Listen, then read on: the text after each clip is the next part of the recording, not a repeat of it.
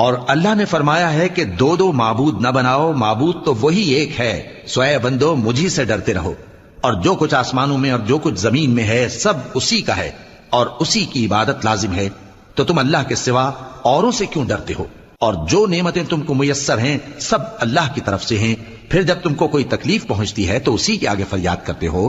پھر جب وہ تم سے تکلیف کو دور کر دیتا ہے تو کچھ لوگ تم میں سے اللہ کے ساتھ شریک کرنے لگتے ہیں تاکہ جو نعمتیں ہم نے ان کو عطا فرمائی ہیں ان کی ناشکری کریں۔ تو مشرکو